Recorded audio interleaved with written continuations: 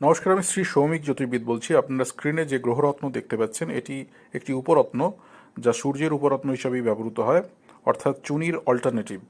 বর্তমানে চুনি রত্নটির দাম অত্যধিক এবং সর্বক্ষেত্রে যে পাওয়া যায় আসল চুনি তাও কিন্তু রেয়ার, মানে সবসময় চুনি যে অ্যাভেলেবেল থাকে তাও নয়।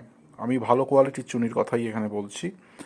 কালার ট্রিটেড, হিট ট্রিটেড ইত্যাদি চুনির কথা বলছি না, যেগুলো কিন্তু সর্বত্র পাওয়া যায় এবং অনেক কম দামেই পাওয়া যায়, কিন্তু তার কার্যকরী ক্ষমতা নিয়ে যথেষ্ট প্রশ্ন রয়েছে এবং কাজ প্রায় করে না বললেই চলে।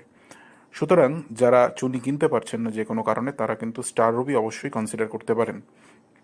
স্টার রুবির অন্যতম প্রধান বৈশিষ্ট্য হচ্ছে, দেখুন এটার মাঝখানে যেন সূর্যের মতো একটা সূর্য দেখা যাচ্ছে এবং তার চারপাশে ছটা কিন্তু আলাদা আলাদা রে দেখা যাচ্ছে, ঠিক আছে, যেটা সূর্যের একটা অপটিক্যাল এফেক্টস বলেই ধরা হয়।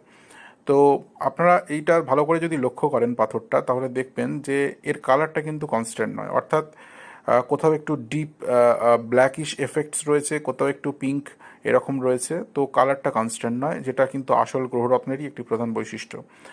নকল অনেক রত্ন আপনারা দেখতে পাবেন যে ডিপ কালার, সর্বত্র একই রকম কালার, কনস্ট্যান্ট কালার, সেগুলো কিন্তু দেখাবে।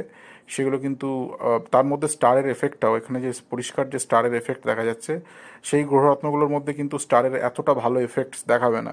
সেগুলো কিন্তু আপনারা কনসিডার করবেন না, কারণ সেগুলোতে কিন্তু কাজ হবে না। এটা এটা কিন্তু খুব একটা হাই কস্ট জেমস্টোন নয়। এটা হচ্ছে সেমি প্রেসাস জেমস। এটা অনেক কম দামেতেই পাওয়া যায়।